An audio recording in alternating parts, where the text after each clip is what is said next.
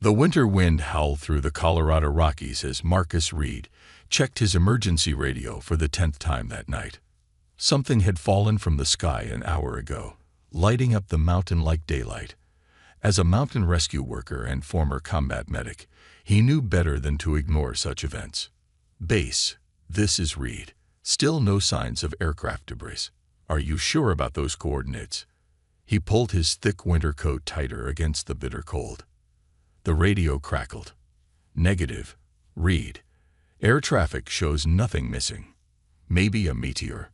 Marcus frowned at the strange blue glow reflecting off the snow ahead. No meteor he'd ever heard of glowed like that.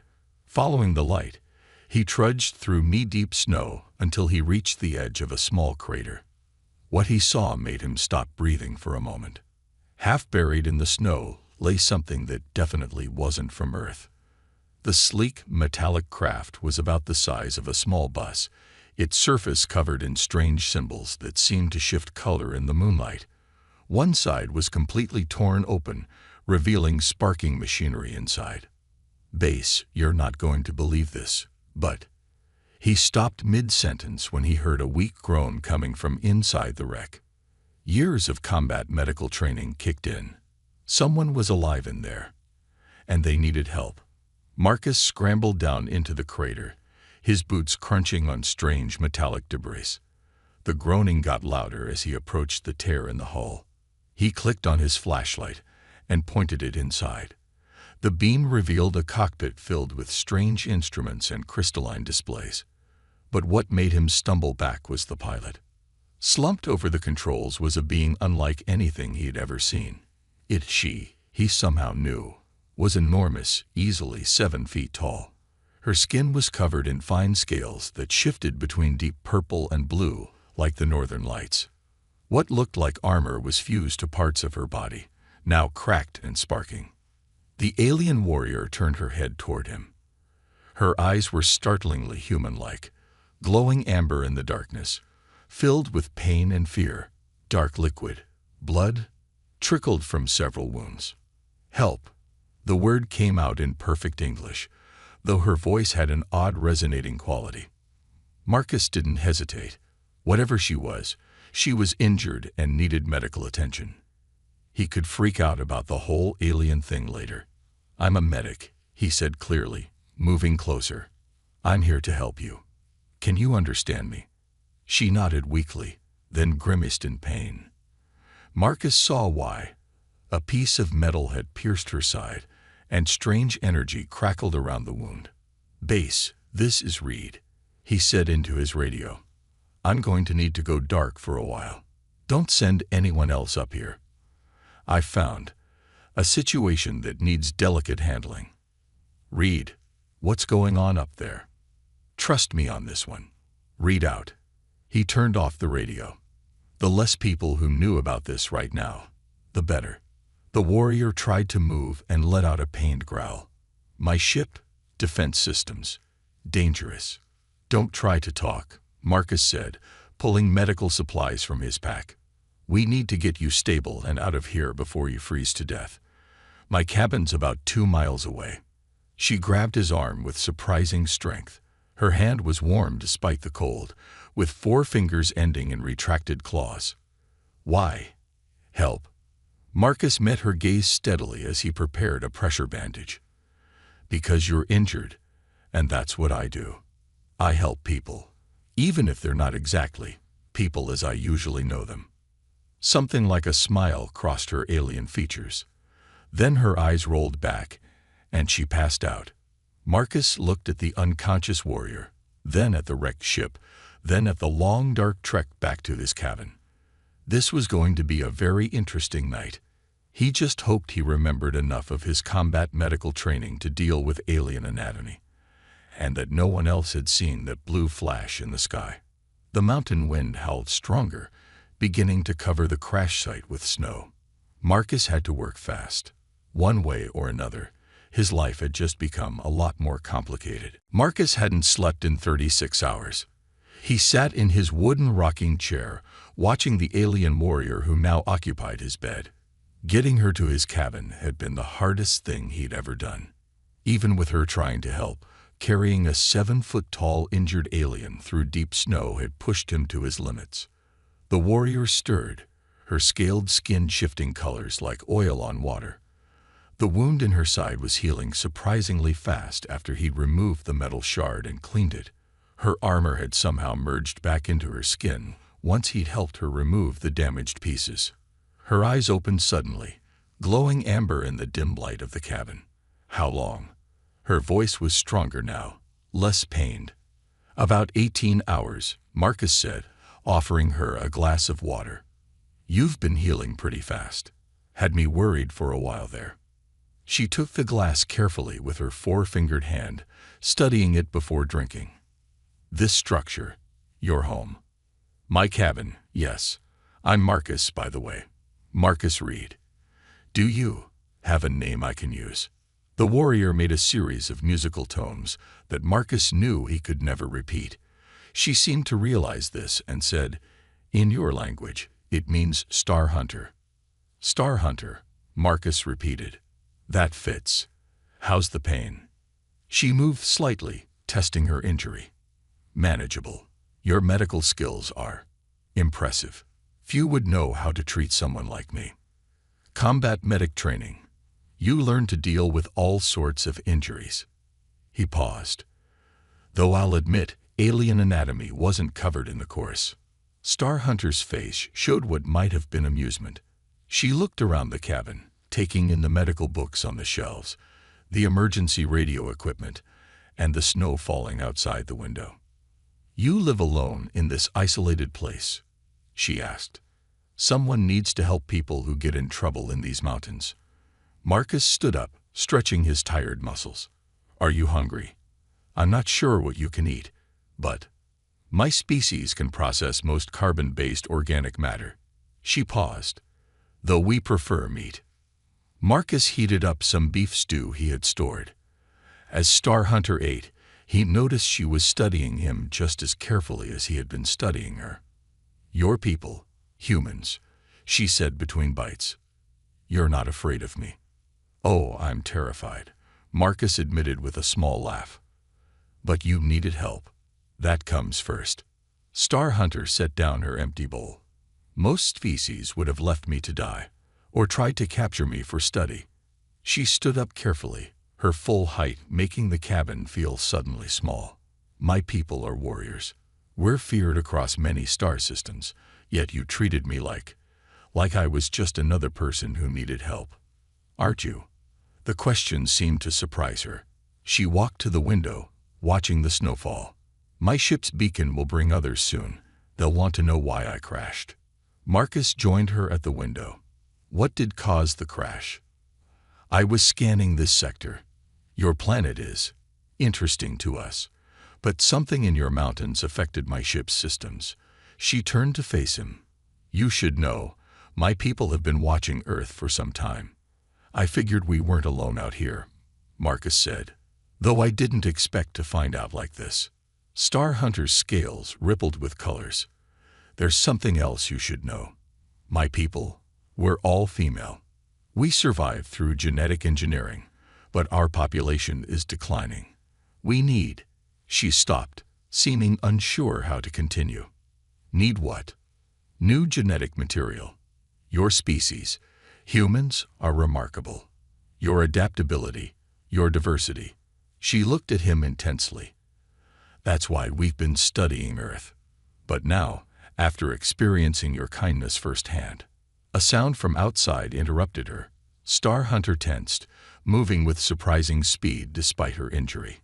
They're here, she said. My people. What happens next will depend on how they find us. She looked at Marcus. Will you trust me? Marcus thought about everything that had happened in the last 2 days, about all the impossible things he already seen. Yes, he said. I trust you. The sound of something large landing outside made the cabin windows rattle. Whatever happened next, Marcus knew his life would never be the same. 3 more alien warriors stood in Marcus's small cabin, making it feel like a sardine can. Each was similar to Star Hunter in height and build, but their scale colors were different. One deep red, another emerald green, and the third a shimmering silver.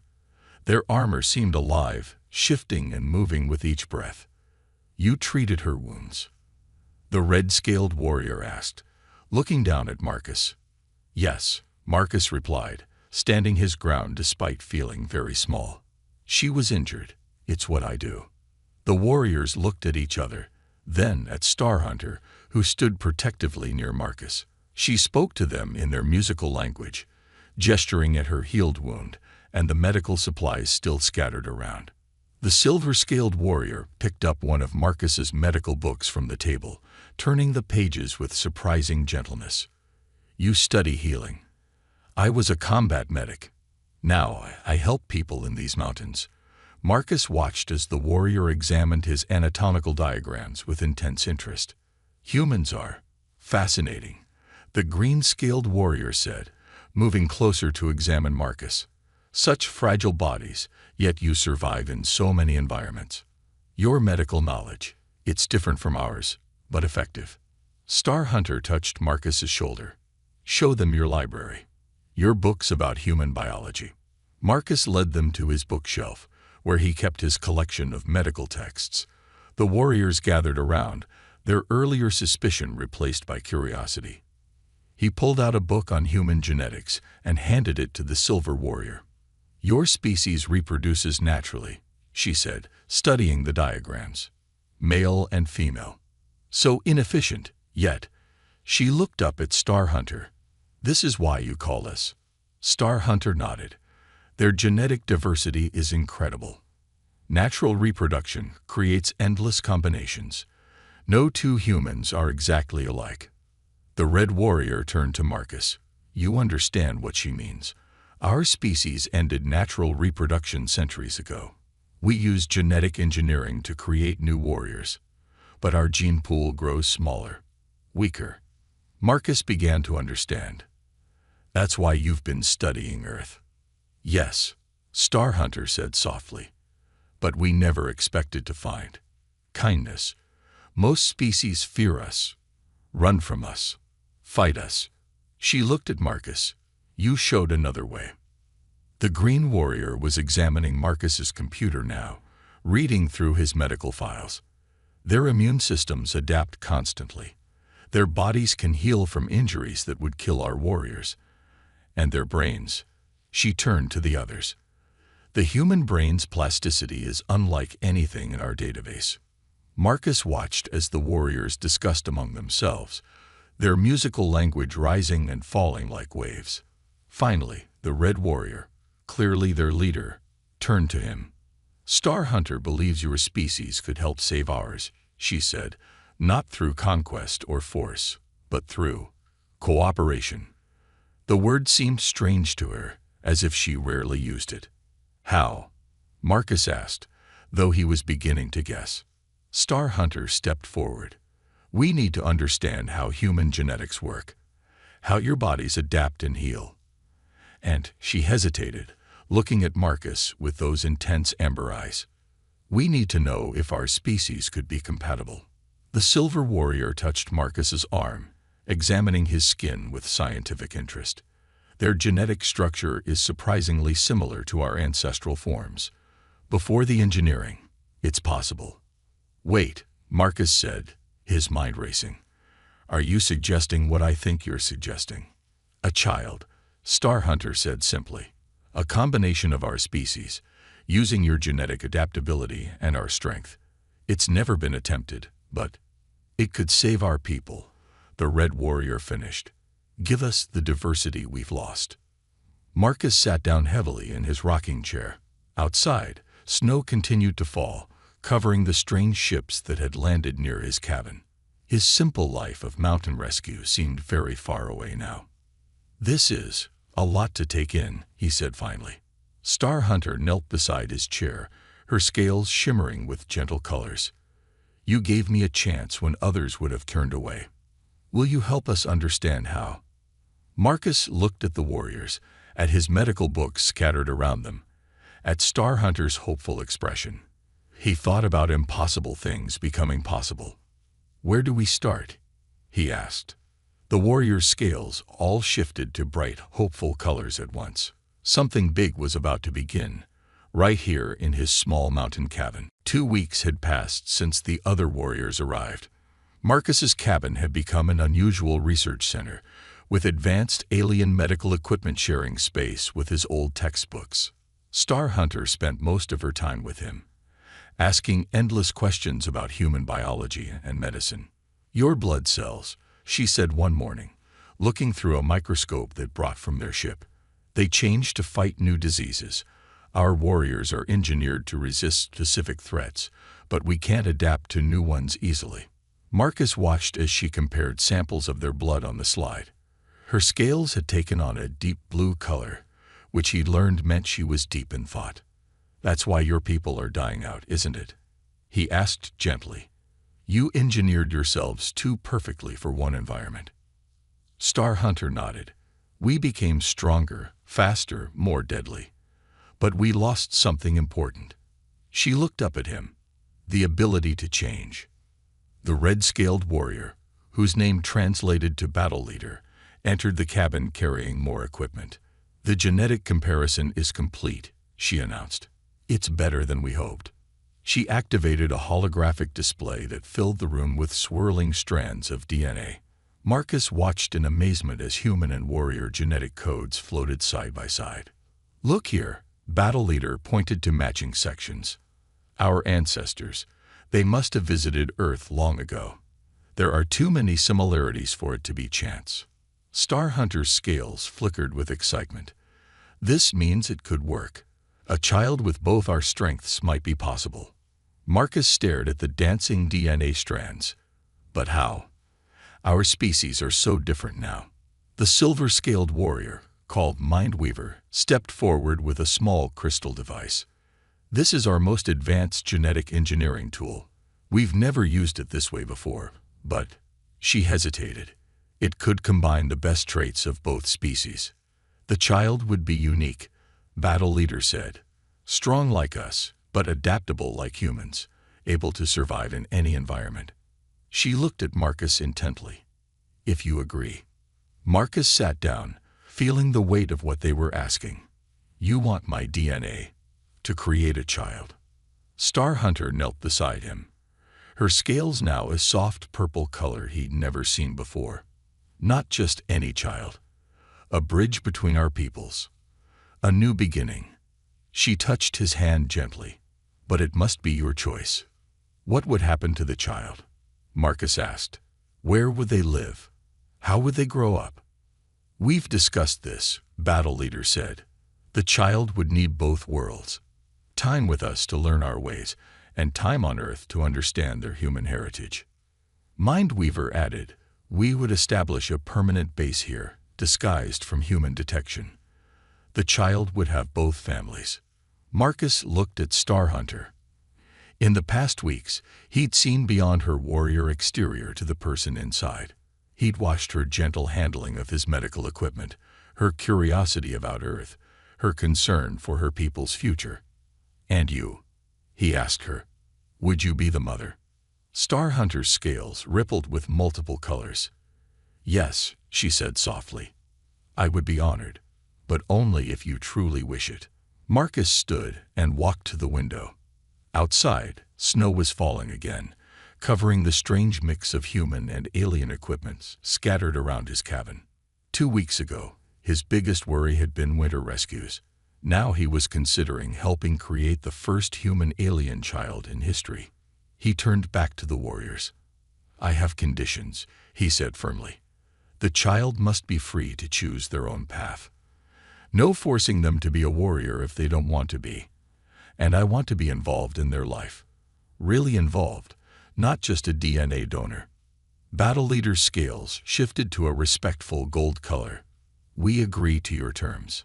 Star Hunter stepped closer to Marcus, hope visible in her alien features. "Then you'll help us." Marcus looked at the holographic DNA strands, still dancing in the air. At the strange family gathering in his small cabin. At Star Hunter's expectant face. "Yes," he said. "Let's change the future." The mountain winds howled outside as Marcus watched Mindweaver explain their genetic engineering process. His cabin's living room had been transformed into a high-tech laboratory, with crystalline machines humming softly in every corner. "Your DNA structure is remarkable," Mindweaver said, pointing to a floating hologram. "See how it repairs itself. Our engineered genes are more stable, but they can't adapt like this." Marcus nodded, trying to understand the complex diagrams. "But how will you make sure the child is healthy? That both sets of genes will work together." Before Mindweaver could answer, a loud alarm sounded from Battle Leader's communication device. Her scales flashed bright red with alarm. "We have a problem," she announced grimly. "Human aircraft are approaching." "Military." Star Hunter moved to Marcus's side. "They must have detected our energy signatures. We weren't careful enough." Marcus rushed to his radio equipment. "I know people in mountain rescue. Maybe I can." A deep rumble shook the cabin. Through the window, they saw 3 sleek black helicopters hovering in the snowy sky, spotlights cutting through the darkness. "This is the United States Air Force," a voice boomed from speakers. "We have detected unauthorized technological signatures in this area. You are ordered to surrender immediately." Battle Leader reached for her weapon, but Marcus stepped forward. "Wait, let me talk to them. I have an idea." He grabbed his rescue worker ID and stepped outside, hands raised. The spotlights immediately focused on him. "This is Marcus Reed, Mountain Rescue Service," he shouted. "I need to speak with Colonel Laura West. Tell her it's about Project Blue Book." There was a long pause. The helicopters continued hovering, their rotors whipping up snow. Finally, a different voice came over the speakers. "Marcus, this is Laura. What the hell is going on up there?" Marcus smiled. His old friend from combat medical training had mentioned working on classified projects. He'd taken a gamble that she might be involved. "Laura, we have a first contact situation," he said clearly. "Peaceful, medical in nature. They need our help, and they're offering to help us in return." The helicopters remained in position, but no orders to fire came. After what seemed like forever, one helicopter landed. Colonel West stepped out, flanked by armed guards. Laura looked at Marcus, then at the alien warriors who had emerged from the cabin. Her eyes widened, but her voice remained steady. "Explain. Quickly." Over the next hour, they showed her everything. The genetic research, the DNA compatibility, the peaceful intentions. Star Hunter demonstrated their medical technology, healing a small cut on Laura's hand in seconds. "So," Laura said finally, "you want to create a child.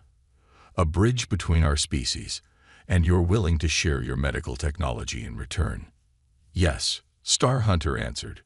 "But we ask for privacy, protection. The child should grow up away from too much attention." Laura looked at Marcus. "And you agreed to this?" "I did," he said firmly. "These aren't invaders, Laura. They're doctors, scientists, people looking for help, just like anyone else who gets stranded in these mountains." Laura paced the cabin, thinking. Finally, she reached for her secure phone. "This is Colonel West. Situation classified under Blue Book Protocol 7. The site is under my direct authority now." She turned to the warriors. "I'm risking my career on this, but I've seen too many soldiers die from wounds your technology could heal." Mindweaver stepped forward, offering a small crystal. "This contains basic medical techniques. Consider it a gesture of trust." Laura took the crystal, then looked at Marcus and Star Hunter. "You understand this changes everything. There's no going back." Marcus felt Star Hunter's hand slip into his. Her scales were warm despite the cold air rushing in from the open door. "Sometimes," he said, "change is exactly what we need." Laura nodded. "I'll have the area secured. No one in or out without my clearance." She managed a small smile. "Congratulations, Marcus. You're about to be part of the biggest medical breakthrough in human history." As the helicopters departed, Marcus watched Star Hunter's scales shift to a color he'd never seen before, a soft, glowing pink that seemed to pulse with hope. The next phase of their journey was about to begin. Marcus watched through a glass window as Mindweaver and Star Hunter worked in the new laboratory. 3 months had passed since Colonel West's intervention, and his cabin had been expanded with advanced medical facilities, hidden from the world by advanced alien cloaking technology. The central chamber glowed with soft blue light. Inside, a special chamber held what they had all been working toward: the first viable human alien embryo. "Remarkable," Mindweaver said, her silver scales shimmering with excitement. "The cellular division is perfect. Both genetic patterns are stable." Star Hunter turned to Marcus, her scales glowing that special pink color that now appeared whenever she was happy. "Come see," she called through the intercom. "It's time for today's check." Marcus put on a sterile suit and entered the chamber. The embryo floated in a crystal container filled with a clear liquid, surrounded by gentle pulses of light. Even at this early stage, he could see it was unique. Tiny scales were already forming, but they were soft and flesh-colored like human skin. "The adaptation rate is incredible," Mindweaver said, showing him the readings. "The human genes are helping our genetic material become more flexible, while our engineering is strengthening the human elements." Colonel West entered the observation room, carrying new security reports. Over the past months, she had become not just their protector but a friend. "The perimeter is still secure," she reported, "though we had another curious hiker yesterday. The cloaking field worked perfectly. They walked right past, thinking this was just another mountain slope." Battle Leader, who had been monitoring external sensors, joined them. "More of our people will arrive soon. The High Council is interested in our success." Marcus looked at Star Hunter. "Are they still okay with our conditions? About letting the child choose their own path?" She nodded. "They've seen the wisdom in it. A child with the strength of a warrior and the adaptability of humanity shouldn't be forced into any single role."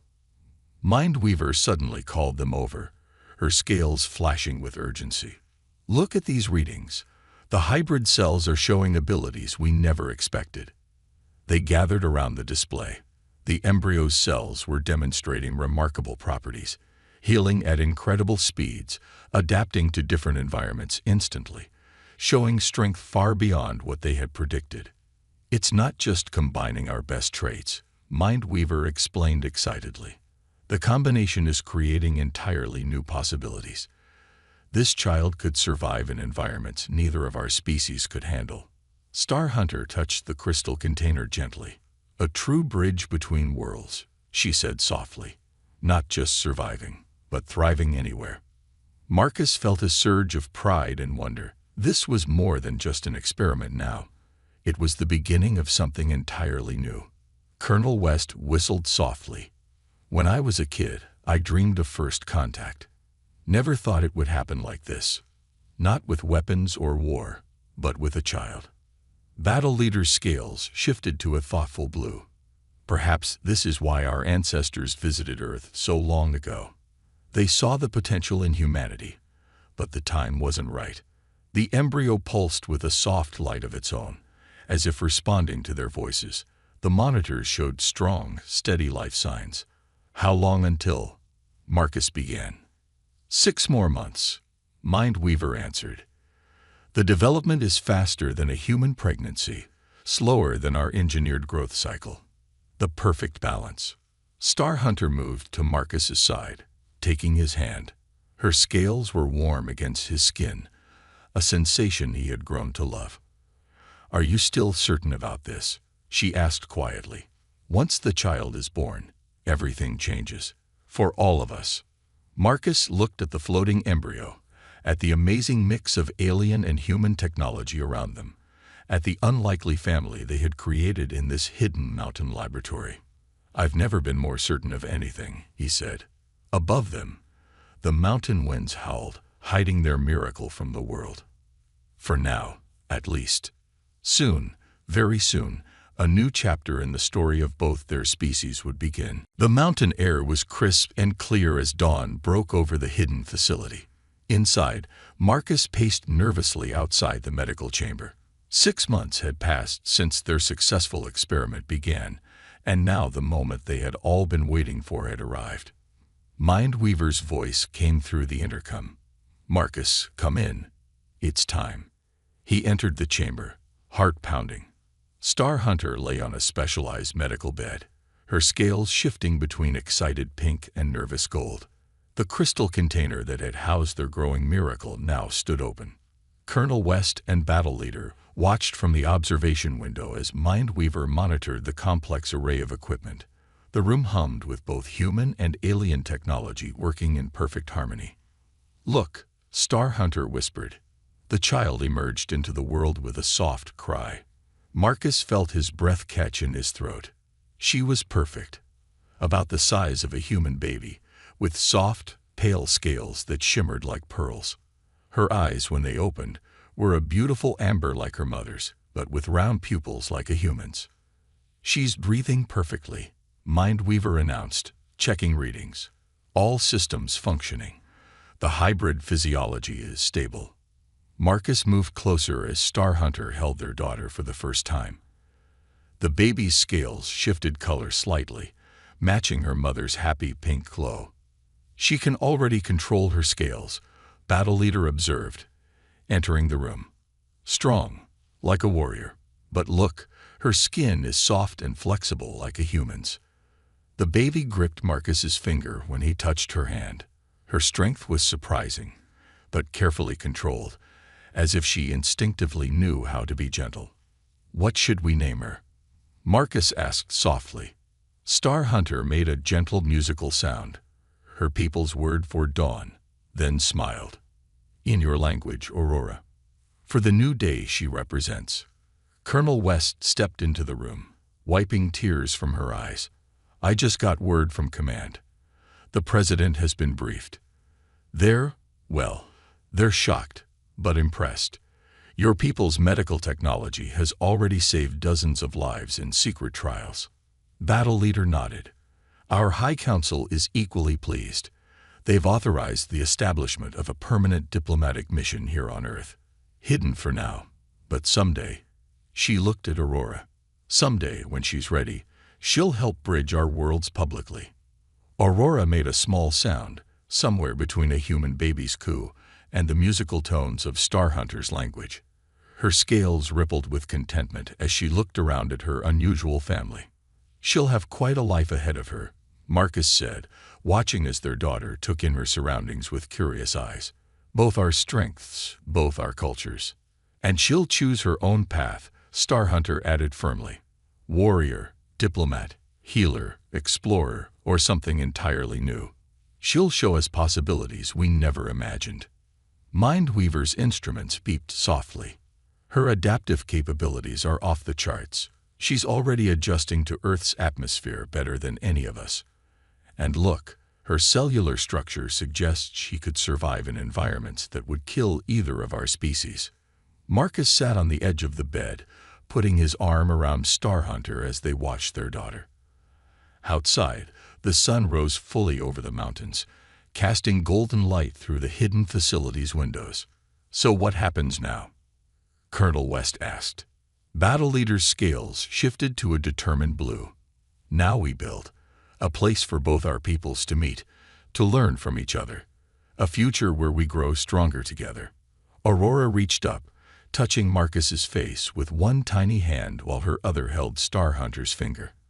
Her scales glowed with a new color, a perfect blend of human flesh tone and alien iridescence.